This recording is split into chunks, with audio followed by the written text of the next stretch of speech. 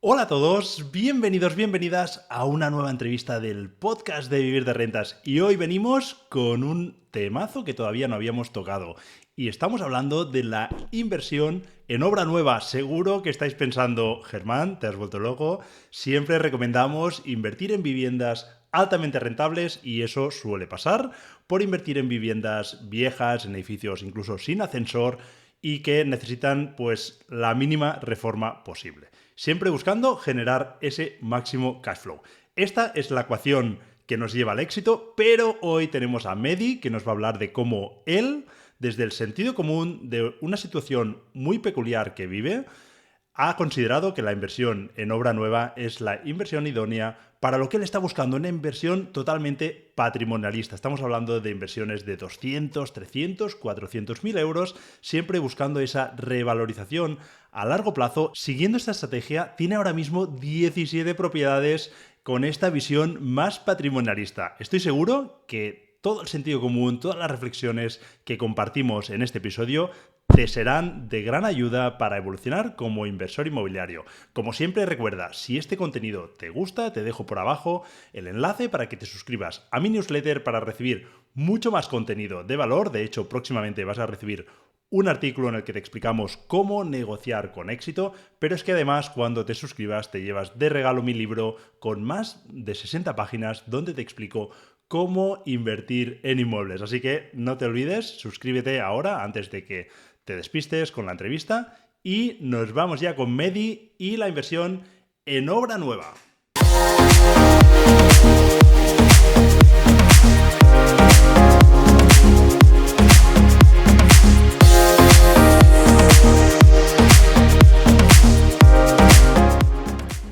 Hola a todos, bienvenidos, bienvenidas a una nueva entrevista del podcast de Vivir de Rentas. Y hoy tenemos el honor y el placer de tener con nosotros a Mehdi. Bienvenido, Mehdi. Gracias, Germán. Nada, un placer tenerte por aquí. Como siempre hago, no te voy a presentar, te voy a pedir que lo hagas tú, pero déjame leer textualmente una frase que me escribiste para describir un poco lo que tú haces, ¿no? Porque tú tienes un enfoque muy patrimonialista, ¿no? Buscando ese incremento de valor, que luego nos irás explicando, pero déjame leer esta frase en la que me decías, creo que la inversión inmobiliaria es la más fiable de cara a obtener la llamada libertad financiera. He invertido desde hace años en Vigo y Pontevedra primero y desde hace unos años en Madrid, siempre en propiedades de 200 a 400 mil euros en el centro de las ciudades. Creo en este modelo. Pues yo creo que con esta presentación y además muchos les debe chocar este modelo. Ya hemos tenido otros invitados también buscando más el incremento de valor, ¿no? Buscando el valor ese del suelo donde estaba ubicada esa vivienda, que han sido muy interesantes. Por ejemplo, el caso de Marcial, que casualmente estuve comiendo anteayer con él. Pero bueno, me parece súper interesante tener todos los enfoques posibles para pues, que cada uno se pueda crear ese perfil de inversor que más le llame por dentro, ¿no? Entonces, cuéntanos quién es Mehdi y a qué es lo que te dedicas. Sí, gracias, Germán. Bueno, primero, el placer es mío. Muchas gracias por invitarme y tener la oportunidad de charlar aquí. Bueno, Medi es ya volveremos un poco en ese modelo de inversión, ¿no? Ese modelo que defiendo, pero también tengo una frase que es que, digamos que el pensamiento que no evoluciona se convierte en ideología. No soy dogmático en mi enfoque. Así que no es que acepte, sino que entiendo perfectamente otros enfoques y de hecho, si yo no tuviese las circunstancias en las que estoy, seguramente hubiese optado por ese enfoque. Pero luego hablaremos más en detalle. De hecho, yo sé que tú, de hecho, estás permutando, lo dices en tus vídeos, hacia más mi modelo actual, ¿no? Volviendo ya, me enrollo como buen gallego, aunque no se note quizás por el nombre, pero Medi es un chico de 36 años, ingeniero, y que es un apasionado de las inversiones inmobiliarias, mucho más, y ahí coincidimos también, de los mercados financieros, muchísimo más, ¿vale? Lo que pasa es que he sabido dejar a un lado los mercados financieros por unas razones que ya contaremos. Y bueno, soy un chico que lleva, pues, desde que terminó la carrera, pues, trotando, deambulando por el mundo, como digo yo, en proyectos de ingeniería, ¿no? En calidad de expatriado. Entonces, bueno, pues vamos visitando el mundo y haciendo proyectos. Y en paralelo intentamos canalizar el ahorro hacia la inversión, pues, para lograr esa libertad ansiada o famosa ya libertad financiera. Muy bien, quizá incluso sobrevalorada, pero bueno, eso ya es un matiz Sí, más personal. Em, Decirte que yo estoy migrando, pero me parece, o sea, altamente improbable que yo llegue a invertir en viviendas de 200, 400 mil euros con la baja rentabilidad que eso da. Pero me ha encantado tu frase de un pensamiento que no evoluciona se convierte en ideología. Creo que has dicho algo así. Me ha encantado, eso es. la adopto porque evidentemente yo pienso igual en el sentido de que, oye, yo pienso así, pero es que no es un dogma ni nada. O sea, mi modelo de inversión inmobiliaria es el que me convence ahora mismo. De hecho, yo siempre digo, volvería a empezar exactamente igual si estuviese en la situación en la que empecé. No me arrepiento. Viviendas de alta rentabilidad, acelerar el proceso y luego, oye, ahora me lo puedo permitir, pues yo considero que no me merece la pena asumir por ciertos dolores de cabeza. Que entiendo que Eso otra es. persona dirá, no, no, pero es que yo estoy muy cómodo con esos dolores de cabeza. Genial, perfecto. Por eso que no hay una sola manera de invertir genial y perfecta para todo el mundo y por eso me gusta escuchar otros enfoques. Así que me encanta esa frase, ¿eh? Pensamiento que no evoluciona se convierte en Gracias. ideología. Cuéntanos un poco más, ¿cómo empezaste en las inversiones inmobiliarias y cómo ha sido esa evolución hasta convertirte en el inversor que eres hoy? Sí, decía, vamos a ver, hay que tener en cuenta que mi modelo de inversión está muy condicionado, digamos, quiero contar un poco esto, porque está muy condicionado por lo que yo hago, ¿no? Y las ventajas que yo tengo en calidad de expatriado. Al final yo trabajo para una multinacional española, una multinacional vasca, como ingeniero y en régimen de expatriado. En régimen de expatriado básicamente significa que aquí, cuando en Senegal en estos momentos estoy, llevo casi 7 años aquí, pues tenemos todas las necesidades cubiertas. Vivienda, eh, chofer, vehículo de función, combustible, electricidad, etc. etc. ¿Qué significa? Que nuestro salario es 100% disponible. Es más, el salario cuando estamos expatriados viene multiplicado respecto al de España. Entonces te puedes imaginar pues que tenemos unas circunstancias salariales por lo menos mucho, mucho mejores, ¿no? Sí que es cierto que luego tiene otra cara de la moneda, que estás lejos pues o a 4.000 o a 5.000 kilómetros de tu familia y de tu tierra, ¿no?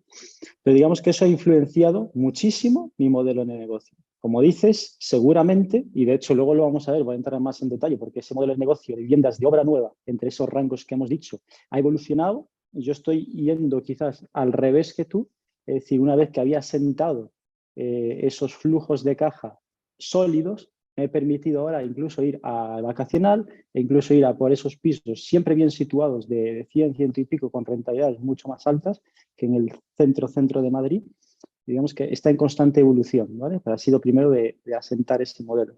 La inversión inmobiliaria, ¿cómo empiezo? Por volver a la pregunta. Bueno, pues yo tenía claro desde la universidad, es más de un punto de vista de vida, ¿no? Cuando veía a los padres de compañeros o a mis propios padres, pues hacer antes se decía un 9 to 5 en inglés, ¿no? Un 9 a 5, que es la jornada laboral.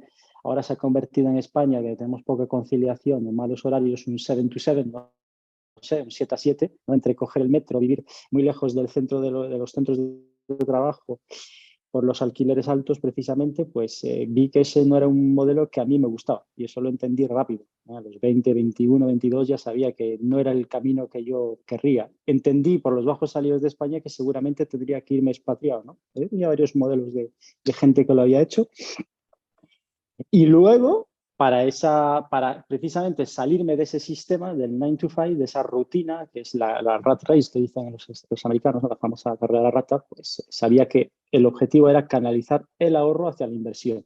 No sabía cómo, al principio no sabía cómo, y luego, una vez que te estudias y que te metes en estos activos en los que podrías invertir, en estos modos de inversión que hay, podríamos decir hoy mercados financieros, vivienda, emprendimiento, venga, voy a añadir criptomonedas, pero luego volveremos ahí. Vi la inversión inmobiliaria como la que más me convenció. Ya te digo, si quieres detallar más por qué la inversión inmobiliaria, podemos poner ejemplos. ¿vale? De hecho, Pero, sí, la siguiente pregunta que te iba a hacer, además has comentado antes que también te habías metido en los mercados financieros, pero que mm, luego habías virado hacia la inmobiliaria, ¿no? Entonces, esa es la siguiente pregunta, el por qué ujú. elegiste el sector inmobiliario. Sí, bien, yo elegí el sector inmobiliario, repito, siendo el sector inmobiliario, bueno, te puede apasionar un poco. Es verdad que al principio te puede apasionar, sobre todo si te metes también en los flips, ¿no? En comprar, reformar, bueno, vender o alquilar, ¿no? Puede tener su aquel, ¿no? Puede ser interesante. Yo, de hecho, lo estoy haciendo en las dos últimas inversiones. Pero es lento, es un sector muy lento, ¿vale? Y no te hace soñar, ¿no? Digamos que, sobre todo lo que te decía, ¿no? Decía también en el correo cuando hablamos, que no hace soñar a las nuevas generaciones. La generación esta nueva, la siguiente a los millennials, que sería yo, quiere dinero y lo quiere ya. ¿Vale? Quiere ganar dinero, quiere la libertad financiera y lo quiere en 10 minutos. Y eso no es posible, ¿no? Lo único que te vas a conseguir seguramente es arruinarte muy rápidamente. ¿Vale? Entonces yo creo más en esa acumulación de riqueza despacio. ¿Vale? ¿Por qué? Sobre todo, ¿por qué? Entonces yo me pongo a analizar y digo, yo en el emprendimiento, una de las vías es el emprendimiento. El emprendimiento, bueno, yo no tengo grandes ideas y soy malo en eso, ¿vale? Soy malo y un poco cobardica, ¿vale?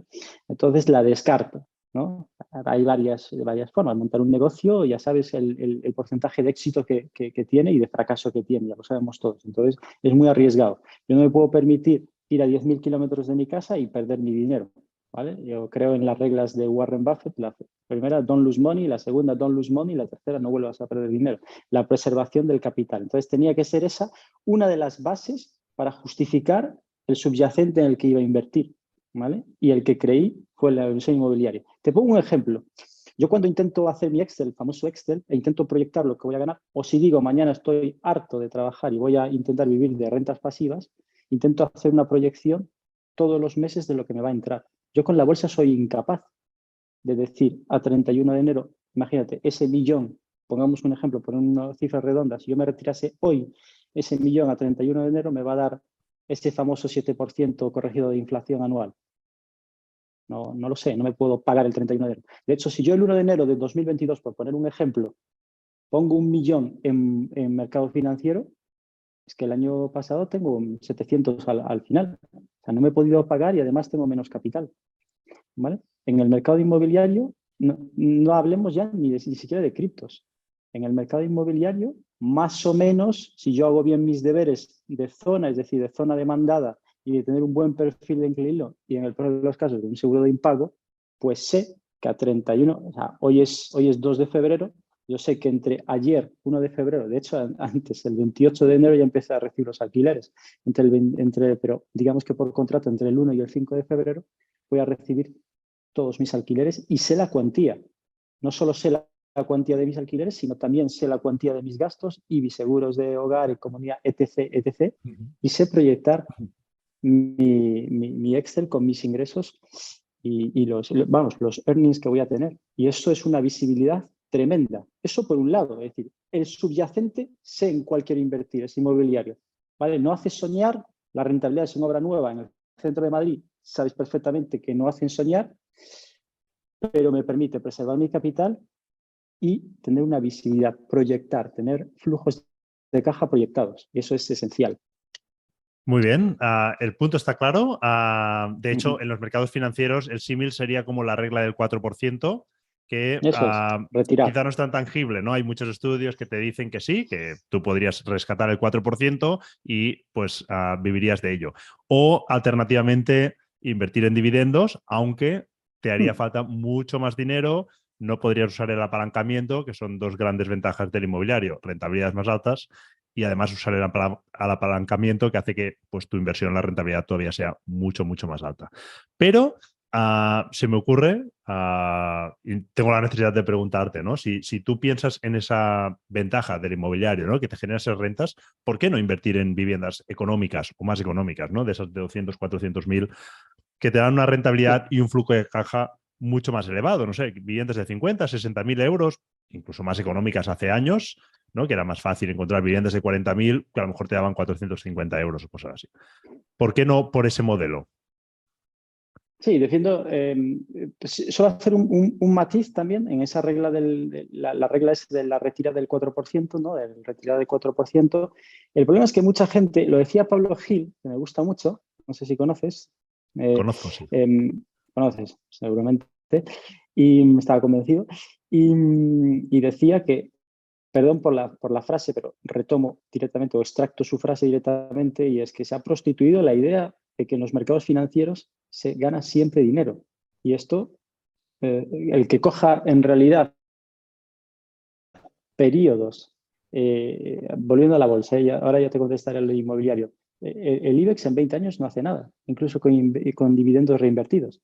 El Nikkei no ha hecho nada en periodos de 20 años, incluso de 40 en algunos momentos.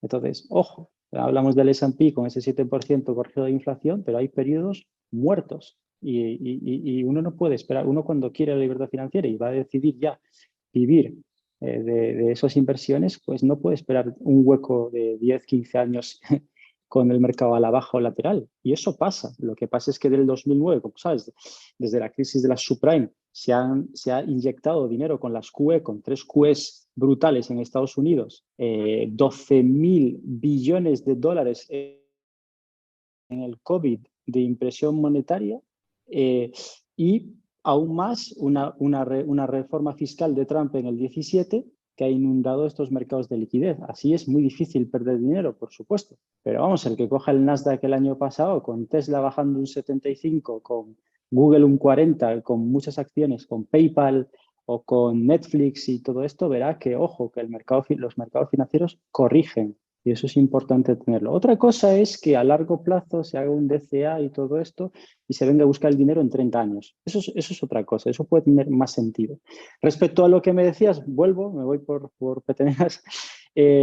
Respecto a lo de no invertir en viviendas de 50, 60K, yo entiendo ese modelo de negocio. De hecho, conozco mucha gente que lo hace. Y lo hace incluso en el centro de Madrid. No a 50K, pero a 100, 110K. ¿Vale? Porque mucha gente dice, no, esas viviendas no se encuentran en Madrid. Sí que se encuentran en ciertos distritos. Se pueden encontrar. Lo entiendo y tal, pero yo estoy condicionado desde los 23 años, lo repito, por la expatriación. Entonces, primero tengo poco tiempo para estar en España y hacer prospección, que creo que es una de las armas esenciales para ser bueno en el inmobiliario. Tienes que conocer la zona a la perfección. Barrios, andar. Yo me he dedicado me encanta correr y voy corriendo por Madrid para conocer las zonas y, y entenderlas, ¿no? Entonces, eso por un lado. Entonces, estoy condicionado. No es que sea radicalmente opuesto a eso, pero por una parte estoy condicionado. Lo segundo es que en estas viviendas yo sé que la rotación es muy alta, que el perfil de inquilino baja, la calidad del perfil del inquilino baja, y entonces, pues, como estoy expatriado, pues no tengo mucho tiempo. Y te vuelvo a repetir, las últimas inversiones que he hecho 2 inversiones secuencias un poco Madrid, en Chamberí he ido a buscar esos pisos de 120K, estudios de 120K, estamos hablando de 20 metros, 30 metros, para reformar. De hecho, fue la primera vez que me pongo en temas de reforma y a distancia, que es un poco más complicado, y quedan rentabilidades del 7%, ya son rentabilidades por alquiler muy, muy buenas en un distrito de la M30 como es Chamberí, ¿no? Eso es. Pero lo defiendo, o sea, decir, si yo estuviese en España a los 23 años y tuviese que iniciarme en el inmobiliario, por supuesto, tendría que haber asumido mucho más riesgo para estar en rentabilidades del 10-12%. ¿Y dónde está eso? Está en esos pisos que dices tú, en en barrios de obreros, no taller 1, taller 3, taller 4 seguramente, y hay que jugársela con asumiendo dolores de cabeza de inquilinos que tienes que decirle, oye, que no me has pagado, que es el 16, etc., etc., con pisos que tienes seguramente que hacer muchas más intervenciones, y etcétera, etcétera, ¿vale? Pero, ya te digo, condicionado por mi tal y condicionado, bueno, pues por tener un salario neto totalmente 100% disponible. No es lo mismo invertir con 1.500 que invertir con bastante más. Eso condiciona Genial. muchísimo. Pues clarísimo, además ya has dado el matiz y se entiende la situación un poco relacionado con lo que hemos abierto, ¿no? También la entrevista, que, oye, hay que entender todos los modelos y luego, una vez los entiendes, sabes cuál te convence más a ti, ¿no? No ver como un dogma de, oye, este es el Eso modelo, es. ¿no? Y no, esto No, no. Hay que entenderlos todos y analizar tu situación tu situación y tus preferencias, ¿no? Y a veces, pues depende, cuando Por metes eso en la supuesto. coctelera, pues a lo mejor el resultado no es el modelo más rentable según el Excel. Ya. Oye, pues asumo que no es el más rentable, pero lo asumo con conocimiento de causa. Eso Am, es. Eso es lo importante. Asumir un modelo conociendo las consecuencias. Por eso te decía, no sé, insistí un poco en hoy en día el mundo digital lo que ha permitido es la democratización del conocimiento y eso es muy positivo. Tiene un punto negativo y es que también cualquier persona puede estar diciendo cualquier cosa. Entonces, lo que decía yo, que hoy en día, excepto este canal, hay una serie de canales como el tuyo, como el de Invernomics o Amigo Inversor, por ejemplo, que los voy siguiendo todos, ahí hay valor. Yo entiendo que ahí se dicen cosas razonables, ¿vale? Pero en otros canales en los que se vende este tipo de inversiones inmobiliarias muchas veces sin haber hecho ninguna inversión inmobiliaria. Ese es el problema. Entonces se vende a la gente un producto y seguramente no sepan las consecuencias de ese producto. Si tú sabes, si tú vas a un cierto modelo de negocio y sabes las consecuencias, perfecto. Pero bueno, cuando te terminan ocupando y haces solo una inversión, pues no solo vas a perder esa inversión, sino que va a repercutir incluso en tu vida día a día. Eso tienen que ser conscientes. Y el mundo digital tiene esas dos caras. No sé si hay que regularizarlo o no, o reglamentarlo o no, pero es peligroso. sí, sí, Germán, ¿me has pedido quizás?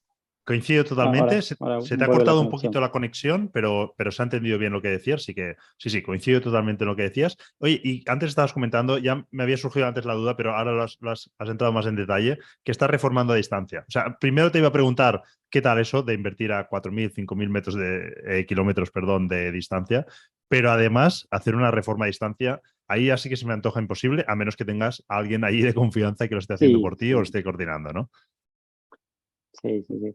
Sí, fíjate que en obra, hoy en día, volviendo al tema del digital, un poco de la tecnología, hoy en día la tecnología pues nos ayuda. Yo he cerrado, también es verdad que cierro obra nueva. Entonces, obra nueva bastante conocida incluso, ¿no? Entonces, obra nueva hoy en día es, yo me voy por Google Earth, ¿no? Voy andando por la calle y tal, conozco prácticamente o sea, muchas calles de Madrid, pero bueno, voy viendo la zona por Google. Y bueno, luego miro un poco el interior, pero a- he enviado a colegas arquitectos a hacer una inspección, lógicamente, a ver el piso.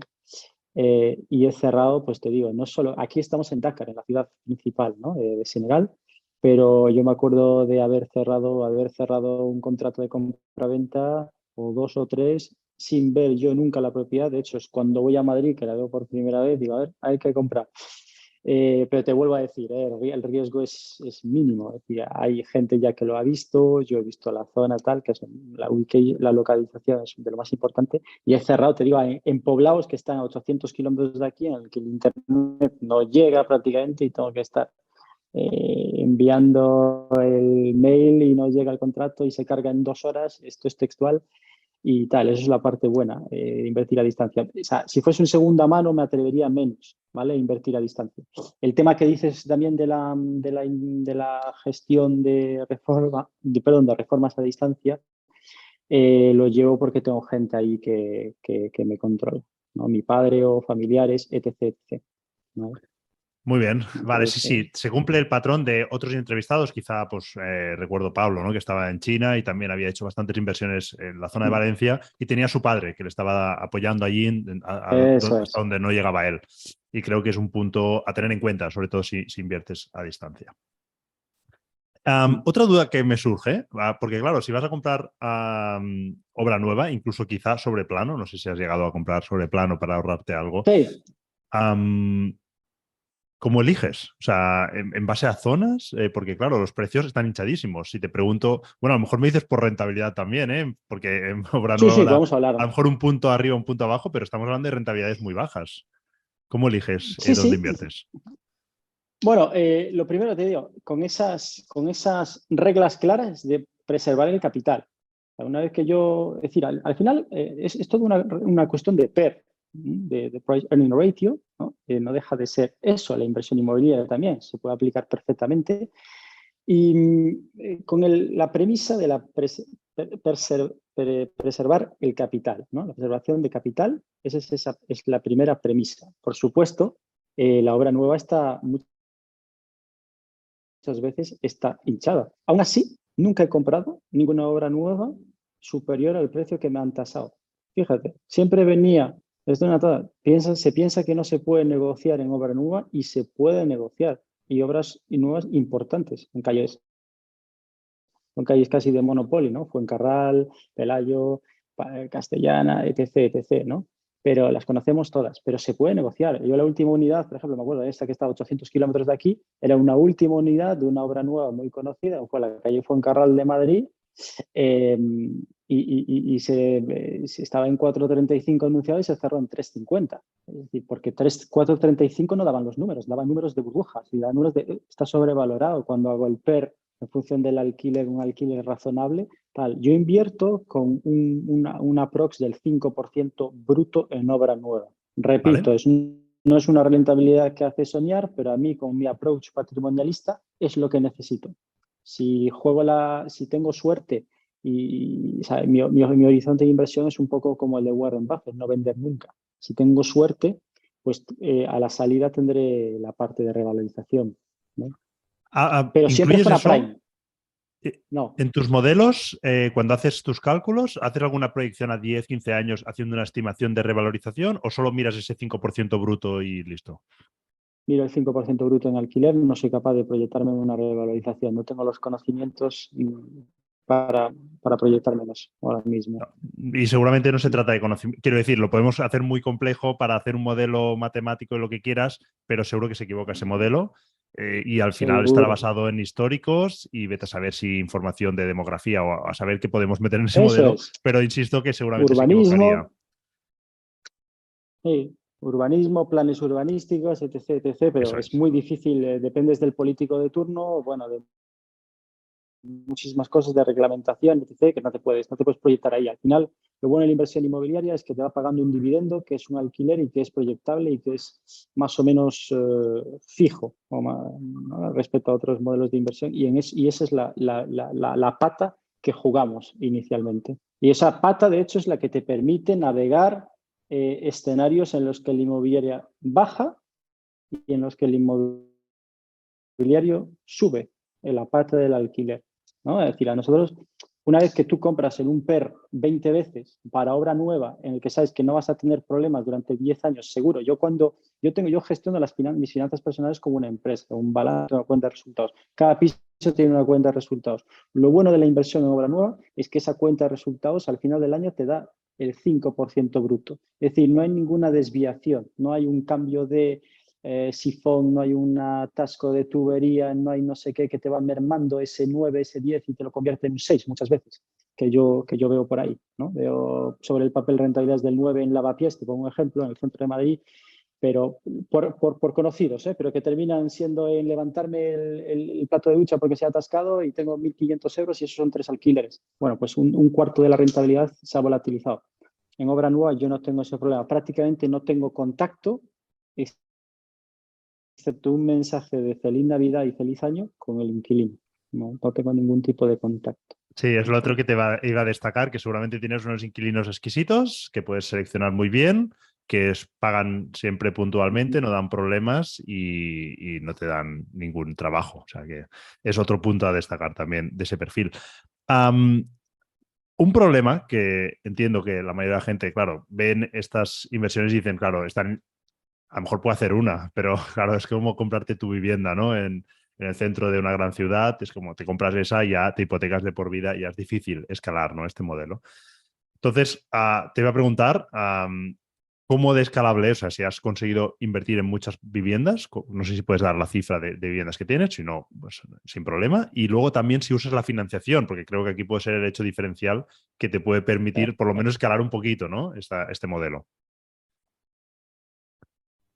Es difícil, por eso decía esa frase inicial de un poco de no convertir el pensamiento en ideología, ¿no? Y evolucionar. Y estoy 100% convencido, repito, si tengo que darle un consejo a un amigo o una amiga que empieza, le voy a decir que empiece en propiedades. No me voy a ir a ciudades pequeñas, pero me piden Madrid. Pues vete a propiedades de 100K en distritos del sur de Madrid. Hay Usera, Carabanchel, etc, etc. E intenta pues elegir bien el perfil de inquilino y conseguir 100. Eso lo tengo clarísimo. ¿No? ¿Por qué? Porque este modelo mío no es escalable. Es escalable gracias a estar expatriado. Ese es el zócalo, la base en que se basa mi modelo. Es una situación personal que permite pensar o tener ese approach de inversión. Eso hay que tenerlo claro. No obstante, yo he empezado a decir, a explorar otro tipo de inversiones más rentables, ¿no? Una vez que te decía que tenía esas propiedades y te decir, pues tienes X euros al mes ya bien consolidados con obra nueva en el distrito centro, vamos a decir, o en los barrios o los distritos de la M30 de Madrid, dentro de la M30, pues puedes ir a jugártela un poco más. Una vez que tus espaldas están bien cubiertas y llevas muchos años expatriado, puedes ir a buscar. Entonces estaba buscando pues esos pisos con un perfil de inquilino un poco peor y con segunda mano, etc, etc. ¿No? Es decir, que he abierto el portfolio y lo entiendo perfectamente. Propiedades, bueno, propiedades, y ya sabes, el número de propiedades aquí, bueno, he intentado ser transparente contigo y te he enviado incluso escrituras. No sé si te Es verdad, acuerdas, no sé si no lo he viste. comentado, pero es verdad. Me mandaste escrituras para demostrar que lo que decías era cierto. Sí. Ah, claro, eso soy transparente. En España yo sé, ya sé cómo somos, no nos gusta hablar de ciertas cosas o de dinero, es un poco un tema tabú, hay temas, etc. En Estados Unidos es mucho más abierto. Me gusta, de hecho, podremos hablar después porque es uno de los planes que tengo, porque entrevistaste a una persona que invertía por dividendos en Estados Unidos, pero lo relevante era que en Estados Unidos esto se ve como un modelo de negocio, como un negocio, y entonces tienes el apoyo de los bancos y las condiciones de entrada, etc., son mucho mejores. Que ahora veremos eso como un freno al inmobiliario. Y de hecho, hablabas un poco del apalancamiento. El apalancamiento es una de las ventajas del inmobiliario, lo decías. Este modelo es escalable un poquito, como has dicho, con apalancamiento y es lo que utilizo. Pero normalmente no, me encanta el apalancamiento, luego podremos detallar un poco el tema del apalancamiento. Lo utilizo, por supuesto, con una deuda muy importante que tengo. Siempre aporto, intento aportar el 50%, ¿vale? Me gustaría aportar menos, pero al ser no residente fiscal en España es bastante Es lo que te iba a complicado. preguntar, que no será fácil conseguir Eh, financiación. no es fácil. Al final la relación bancaria se basa en una relación de confianza. Al final yo he crecido en Galicia, había hecho las inversiones también, una parte siendo residente fiscal en España y me han cambiado el estatus a residente fiscal aquí. Entonces he podido mantener esa confianza que tienen y ese track record de pagos que Claro. finalmente te lo permite, pero más allá de tu banco, por ejemplo, CaixaBank, tú lo puedo hacer, es mentira toda la vida, pero luego cuando se lo explicas a otro, pues tienes que dar muchísimas más explicaciones, aunque tengas unos ingresos muy importantes. No quiero eludir tu pregunta cuando dices cuántas propiedades tienes. Sí, voy a tener 17 o 14 más 3 en curso a escritura ahora mismo. Y te digo, he cambiado, he rotado desde las 12, propiedad 12 o 13, estoy ingresando o metiendo en cartera otros activos. Hay un chalet, por decirlo de una manera, en el que se busca un alquiler vacacional, por ejemplo. Buenísimas cifras y entiendo la situación y además está muy bien poner en contexto, ¿no? Al final, cada uno vivimos nuestra realidad y hay que saber aprovechar esa realidad para bien y para mal. Oye, hay uno que no tiene capital, pero tiene tiempo, oye, explota eso. Oye, estás expatriado, tiene sus desventajas, seguro. Muchos no lo querrían, ¿no? Pero, oye, tú has apostado por ello y aprovechas, explotar esas ventajas que tiene de manera inteligente y ya está. Muy Exacto. bien, gracias por esa transparencia. Te ¿A quería ti? preguntar si hoy empezaras de nuevo en tu misma situación. Bueno, sí, en la misma situación podrías decidir no ir expatriado, eso también es una opción que podrías elegir, pero ¿qué es lo que harías distinto y cuál crees que ha sido el mayor error de inversión que has cometido? Pues fíjate, primero, bueno, a veces el tema de la expatriación tiene, no sé bueno, no sé qué temperatura tenéis, pero tiene puntos positivos el tema de la expatriación y sus puntos negativos. Como decía, una de ellas, cuando estás en este tipo de países, es el clima. Nosotros estamos a, a 28 o 30 grados todo el año. Entonces eso es una gozada, ¿no? por una parte. Ya, bueno, saliendo un poco del tema de la Hombre, ahora en entrevista. España que Ahora, estamos con una ola de frío, lo agradeceríamos mucho, ¿eh? Bueno, eso es, cuando y escuchen acabo de este irme, podcast seguramente ya no, pero ahora mismo que estamos grabando aquí, yo estoy con la calefacción puesta y hace frío, sí, sí. ya, imagino, y no estás en la zona más fría de España, pero No, para nada. tengo que escriturar yo. Estás en Tarragona, ¿no? Estoy en Tarragona, sí. Estás en Tarragona, estás en la zona más fría de España. Yo o sea, tengo que escriturar y me da frío ya a distancia solo el hecho de saber que tengo que ir a Madrid ahora en unos días. Y tengo que volver rápido. El tema me estás preguntando, los errores. Sí, mira, fíjate, va a parecer una contradicción, ¿no? Pero bueno, cuando analizas un poco la cuenta de resultados y todo esto, claro que he cometido errores, ¿no? He cometido errores y seguramente si me dices ahora, vuelves a los 23, vuelves a invertir con las mismas circunstancias de expatriación, ¿eh? Luego el tema de estar expatriado o no ya es un tema más personal, pero sí, en las mismas circunstancias te diría, quizás habría mixado, es decir, me habría metido más en ese modelo de negocio que dices tú, con pisos no tan pequeños quizás, pero un poco más en esos distritos mucho más rentables Un y habría intermedio. pues un intermedio, ¿no? Había pues cada uno con su comunidad. Por supuesto que en Pontevedra sí que se podría hacer, hay pisos ahí de esas, no tantos, pero 50, 60 casas puedes encontrar bien buscado.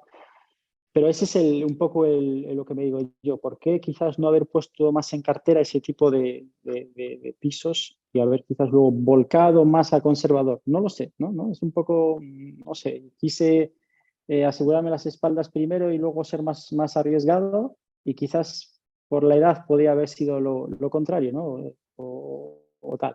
Es un poco el tal, pero no estamos, es decir, todo se puede volver a hacer, se puede seguir, se pueden vender activos que llevan 10 años en cartera, etc, etc. Pero esa sería un poco mi duda, ¿no? Esa duda o inquietud que tengo, ¿no? Y errores he cometido, por supuesto que he cometido. Errores sobre todo de querer ir muy rápido. De querer ir muy rápido o querer ir muy lento al principio, ¿no? Es decir, al principio, de hecho, o sea, hasta llegar a las 17 que voy a tener, eh, se llega rápido una vez que metes un pie dentro. Cuando tienes un pie forzado dentro y metes el primer pie y empiezas a ver que esto es real. Yo en la primera inversión, que era la más pequeña que hice, tenía miedo. Digo, bueno, a ver si en el jardín en el que me estoy metiendo, con una inversión de 100 y pico cash, la primera era en Pontevedra, una obra nueva, y oye, igual lo estoy haciendo mal y me estoy hipotecando para el resto de mi vida. Hipotecando no en el sentido de tener una hipoteca, sino hipotecar en el sentido de tener responsabilidades para el resto de mi vida. Pero luego, bueno, en el segundo ya estás más confiado, en el tercero, cuando tienes 5 y siguen cayendo del 1 al 5 de febrero, dices, quiero escalarlo al infinito. Sí, sí, suele ocurrir, ¿eh? Al principio no lo ves claro, metes un pie o te cuesta a lo mejor meter el primer pie, y ya cuando lo has metido dices, hombre, pues parece que aquello que pensaba, pues es real. Ya metes otro pie y ya cuando te das cuenta Eso es. ya te metes de cabeza. Sí, sí, sí. Muy bien. Oye, se me ocurre y aprovecho esto para hacer un poco de spam de valor, que creo que le puede ser muy útil a mucha gente. Incluso invirtiendo a distancia, que decías, claro, es que una de las pegas que tengo para encontrar esos inmuebles es el conocimiento de zona.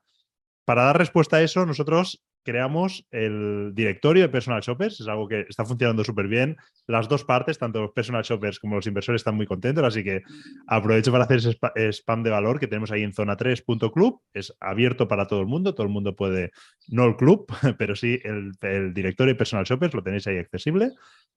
Y ahí podéis contactar con personal shoppers filtrando por provincias, por tipo de activos y entonces pues aprovechamos eso, ¿no? El conocimiento y el tiempo de esos inversores que pues le han dedicado todo ese recorrido, ¿no? Y ya nos llevan ventaja, entonces lo que hacen es buscar esas Por propiedades supuesto. a cambio de un coste.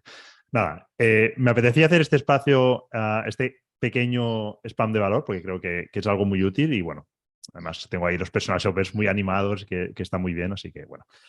Te quería preguntar ahora si te gustaría dedicarte exclusivamente a las inversiones o para ti son solo un complemento.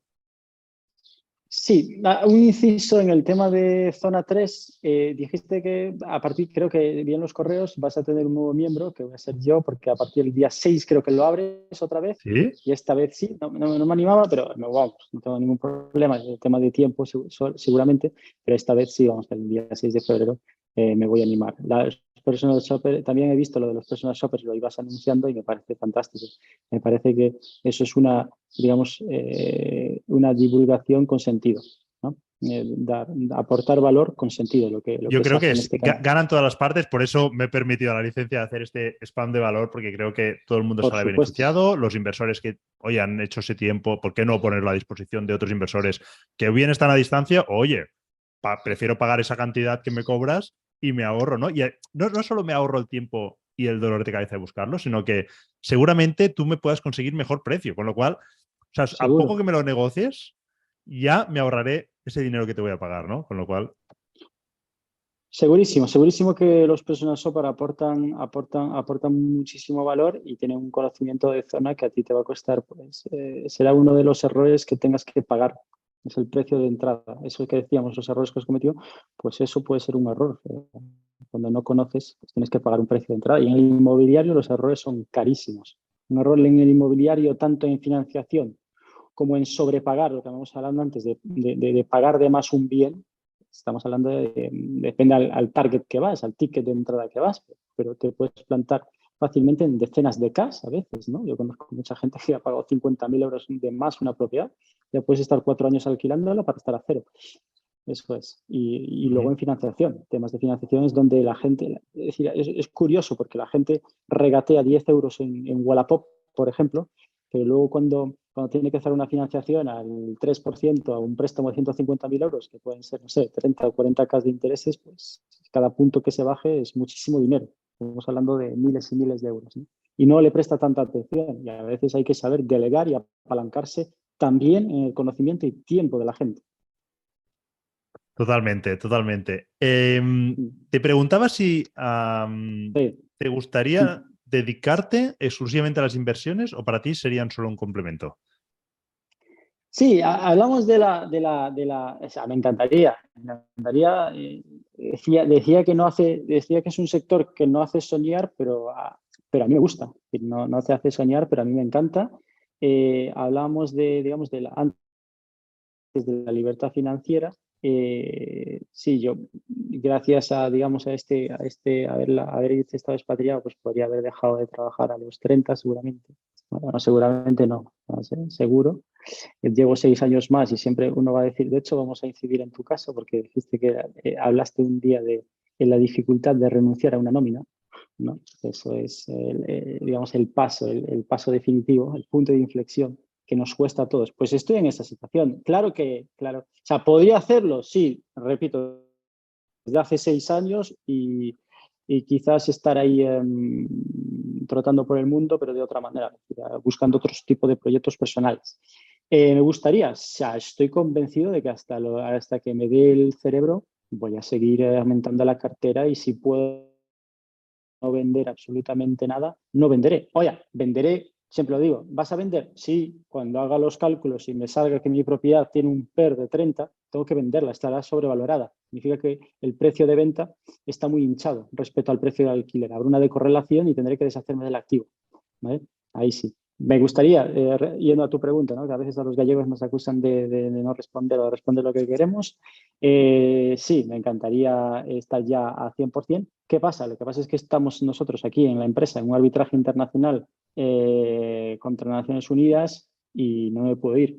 Ese es el gran problema, pero ya estoy en el paso tuyo de decir voy a tal. Aunque siempre tienes o sea, que no, económicamente no hay ningún miedo porque ya lo has conseguido desde hace muchísimos años, pero aún así hay esa dependencia a la nómina total e incluso te diría quizás una dependencia o un miedo a lo que opine la sociedad, ¿no? Es decir, bueno, pues no, un poco pasas de ser un asalariado Ya, a qué, ¿no? No ya, sé. ya. Bueno, sí, la verdad que esa segunda parte la suples con la felicidad que tienes, ¿no? Pero Sí, quiere decir que al final te importa un poco, ¿no? Lo que piensen, pero sí, a cambio, ¿no? De estar tú bien, es como, bueno, que piensen lo que quieran. Eso es. La primera parte sí que la veo más difícil, por lo menos lo que yo he vivido en primera persona, ¿no? Ser capaz de superar esa barrera, ¿no? Ese hábito, ¿no? Que probablemente también venga, o sea, por una parte el hábito, pero por otra parte también inculcado por la sociedad, ¿no? O por tu entorno de, Es oye, tienes que cultural. trabajar para un tercero, ¿no? Comprar esa nómina, bien, estar en una buena posición, etcétera, etcétera, ¿no? Entonces, bueno, cuando todo te conduce para allí y tú dices, bueno, pues yo, mira, voy a dar un paso al lado y salgo de este camino, bueno, estás superando muchas barreras. Seguramente el hábito ese a un ingreso seguro, ¿no? Pero seguramente estás rompiendo con otras barreras más culturales, sociales.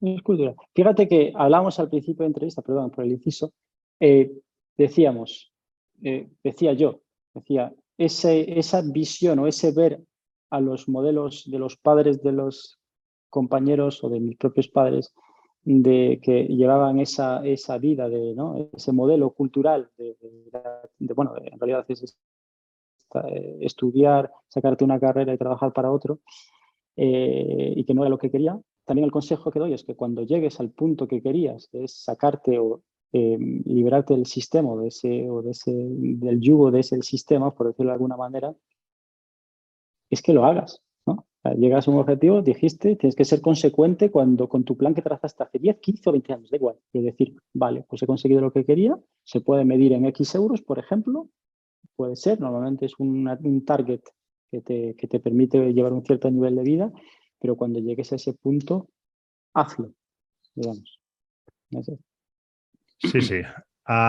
De hecho, a pesar de dar ese paso, yo estoy trabajando mucho más ahora. O sea, que es como que parece que te vas a tirar a la Bartola y venga, ala, no hago No, nada. no, Y la realidad es que estoy trabajando mucho más con mi felicidad, hago lo que yo creo que quiero hacer, ¿no? Lo que me apetece, pero como tengo mucha motivación para hacer muchas cosas, pues hago muchas cosas. De hecho, se publicará esta entrevista de aquí unos días, ¿no? Pero de aquí unas semanas seguramente, pero hace poco he publicado la entrevista con Javier Armero, de hecho la publicamos ayer, y Javier Armero, pues un inversor, un modelo totalmente opuesto al tuyo en cuanto a tipo de inmuebles, también usa apalancamiento y demás, pero invertía en inmuebles baratos y bueno, pues había conseguido 14 inmuebles y con eso pues ya era libre, ¿no? sí, Um, está en Costa y le Rica. puse y le puse la palabra en el vídeo de YouTube, jubilado con no sé qué, 14 inmuebles, y él me escribió y me dijo, oye, tío, no estoy jubilado, o sea, estoy trabajando muchísimo, no estoy jubilado, ¿no? Y le Es decía, no, verdad, ya, son temas más de algoritmo de YouTube para que... al SEO. pero, exacto, más para SEO, ¿no? Para que sea atractivo, pero claro, nos reíamos porque tanto uno como el otro podemos decir, ¿no? Que somos libres financieramente, pero trabajamos muchísimo, seguramente más que antes de serlo. Sí, es complicado decir, estoy jubilado tal, como dices tú, es por una cuestión de algoritmo.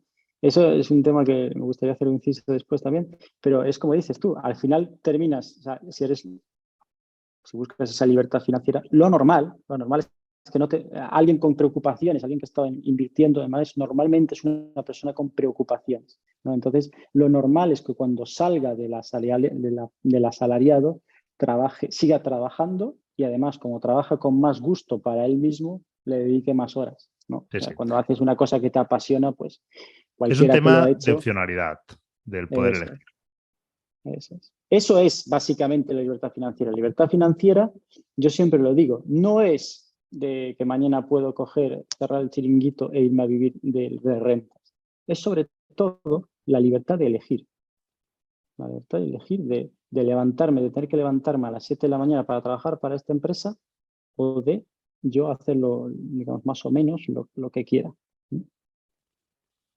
Totalmente, me encanta y de hecho se me ha ocurrido que quizá incorporo hasta esta pregunta, ¿no? De qué es para ti la libertad financiera, ¿no? Para que los entrevistados la puedan responder, Importante. porque me parece un tema muy interesante Mm, y sobre el que se puede divagar y me parece muy potente. muchísimo.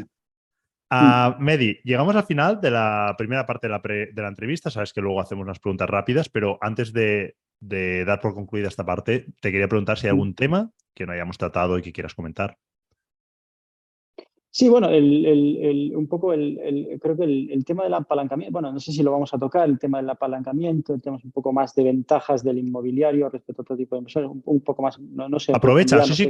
comenta lo que quieras sobre el apalancamiento. Antes te he preguntado, has definido que sí usabas el apalancamiento, pero matiza lo que crees conveniente. Adelante. Sí, sí. De hecho, una de las métricas que yo tengo en mi Excel, vamos a decirlo, ¿no? O sea, queda un poco mal decir mi Excel, ¿no? Pero en el seguimiento de las inversiones es no tanto los ingresos netos por alquiler o el cash flow, etc. Bueno, da igual, el equity o el cash flow o el beneficio neto. A mí, yo, dentro de esa visión patrimonialista, lo que me fijo más en el beneficio neto, ¿no? Miro la parte de equity, el ladrillo que me pagan el ladrillo y una parte en cash.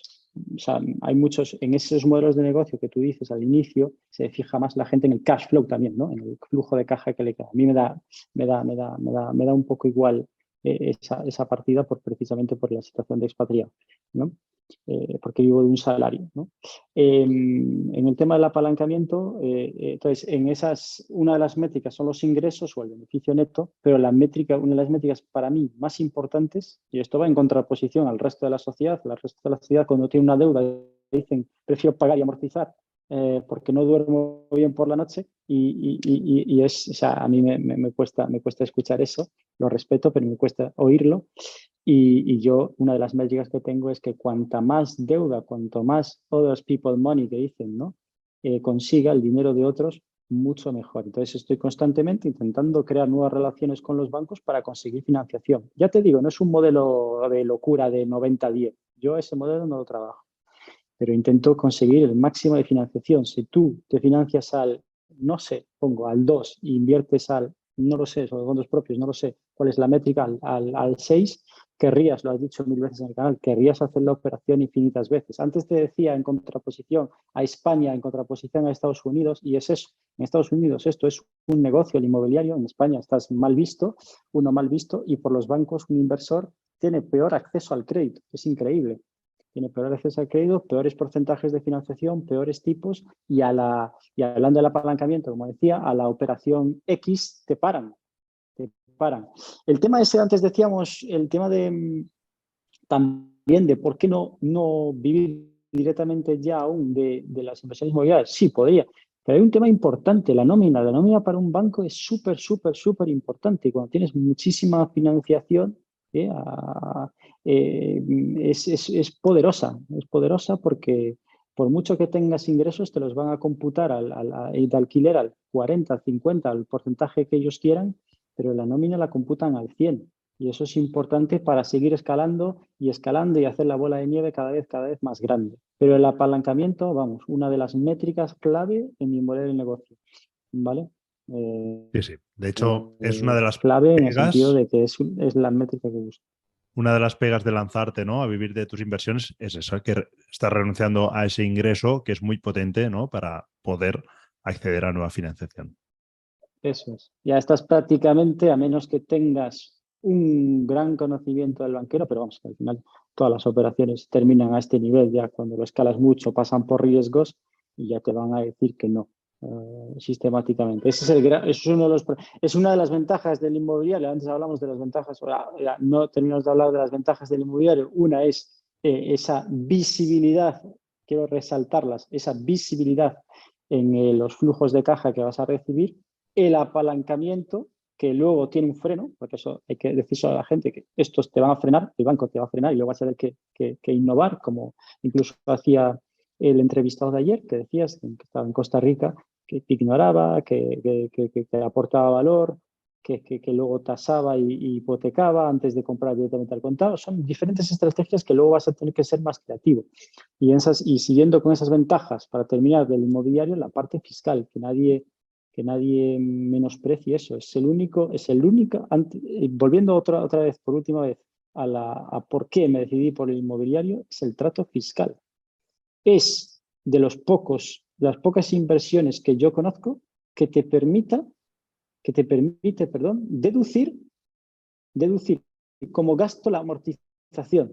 Aparte de la reducción del 60 que ha pasado al 50, te permite deducir la amortización al 3% del valor de, bueno, es entre el catastral y el valor de tal, pero bueno, pero esto es una deducción de algo que normalmente en el tiempo se aprecia. No sé si ves la contraposición. Se deduce un gasto como gasto de amortización, algo que normalmente tiende a apreciarse en el Sí. tiempo. Es espectacular De hecho, se usa fiscalmente. un modelo que quizás se usa más en las empresas, ¿no? Esa amortización, porque las inversiones, ¿no? No sé, en vehículos o cualquier otra inversión en Ujú. maquinaria, con el tiempo se va deteriorando, ¿no? Y pues lo pueden ir ahí Eso es, amortizando.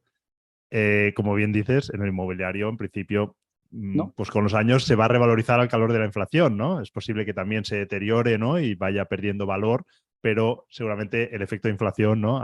Sea mayor que ese efecto de deterioro, con lo cual el valor será superior.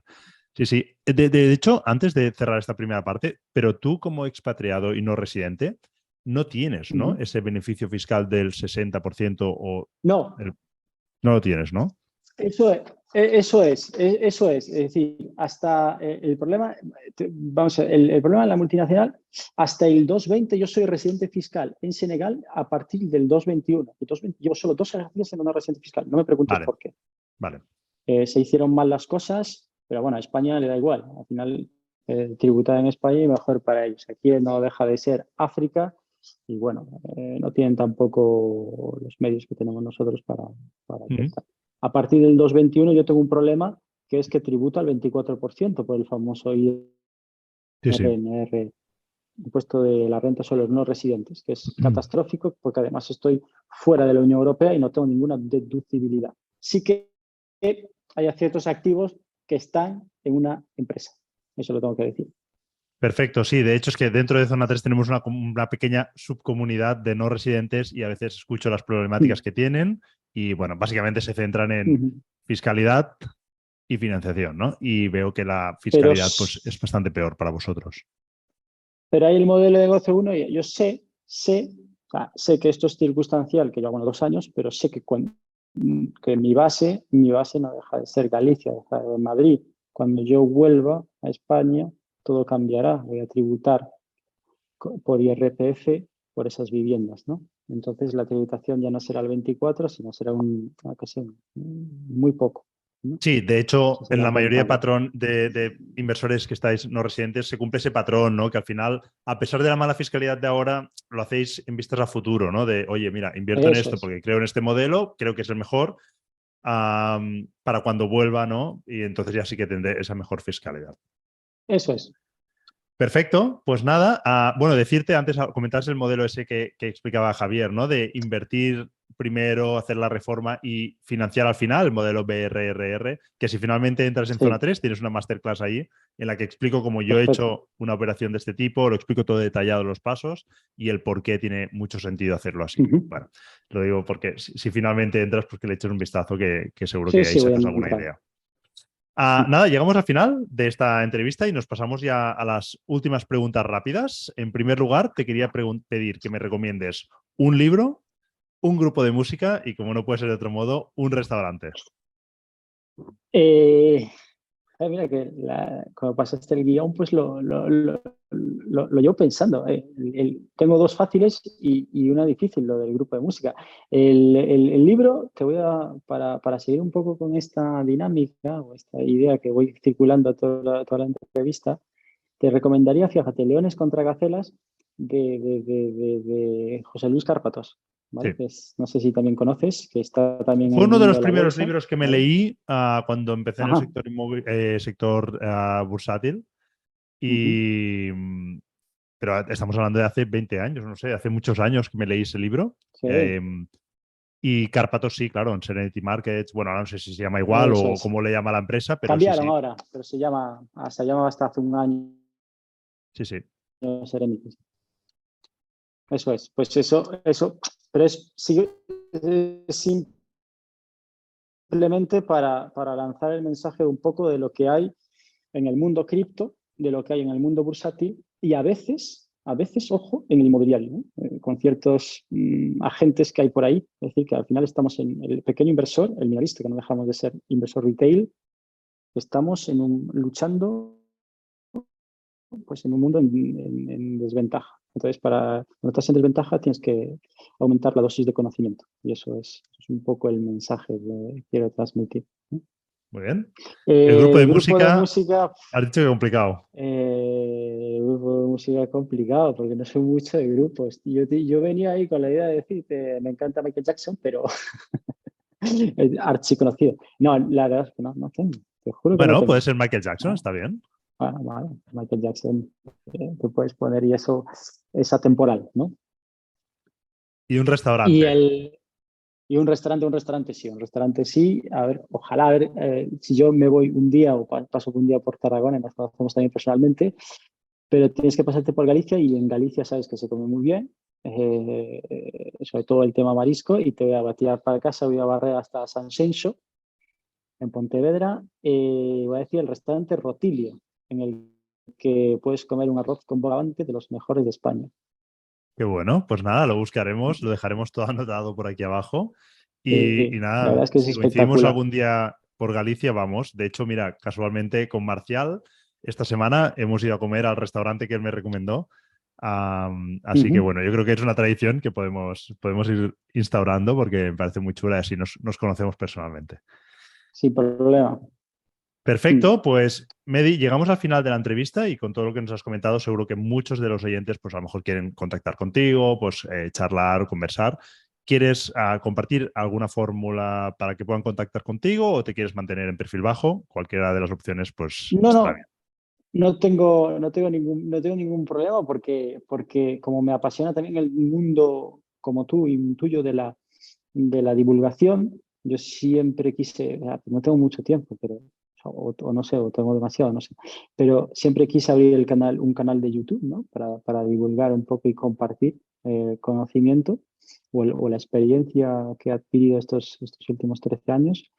Eh, y lo quería hacer. Pero no estoy en redes sociales, entonces el único método de contacto es el correo electrónico, es medimori@hotmail.com. Si quieres lo dejamos después en comentarios. ¿Vale? Perfecto, pues lo dejaremos todo anotado por abajo, en los comentarios, Ujú. así la gente podrá encontrarlo fácilmente. Nada, solo desear que hayas estado cómodo a lo largo de la entrevista Ah, y pasó volando la agradecerte que te hayas pasado por entrevista. aquí. El agradecimiento es entero mío. Me ha encantado. Y te digo, sigue haciendo este trabajo que haces porque desde mi punto de vista es de lo más sólido, de lo más real, o aproximado a la realidad que hay, desgraciadamente, en YouTube. No digo desgraciadamente por los otros perfiles que venden cosas un poco alejadas de la realidad y este canal y tal. Lo que pasa es que, bueno, ya ves, cuesta en este mundo vender inmobiliario, cuesta en términos de suscriptores porque no hace soñar como una plusvalía del 1000% en una cripto. Pero hay que ser Nada, ya ves consecuente que con en lo que uno cree. juego ahí con la palabra de jubilado, para engañar al Eso algoritmo de está YouTube, bien. pero soy plenamente consciente de que no voy a ganar grandes audiencias, tampoco es lo que busco, pero sí que solo con que pueda ayudar a varias decenas o incluso centenares de inversores a progresar, no sé si a alcanzar la libertad financiera, seguro que algunos sí, pero solo a progresar ya yo me doy No, por yo estoy pagado. convencido que finalmente hay una serie de gente que va a quedar en el mundo digital defraudada de ciertos modelos de inversión, o si se pueden llamar así, se puede definir la criptoinversión como inversión. Y esa canalización de gente pues termina yendo a canales como el tuyo. De eso no me cabe duda, ¿no? Al final la gente es inteligente, ¿no? Termina. Y ese canal, eso también de zona 3 que hacéis, es como se tiene que estar en este sector, en este tipo de iniciativas. Y ya me tenéis en 4 días, cuando abras, estoy mirando el mail 4 días, Genial. ya me tenéis a mí y a otra persona. Muy bien, pues encantado, me hará mucha ilusión saludarte por ahí dentro. Y Y nada, volveremos pues a hablar. llegamos al final y lo dicho, muchas gracias por pasarte por aquí y nos vemos pronto. Hasta luego. Vale, muchísimas gracias, Germán. Cuídate, un abrazo. Hasta Chao. luego.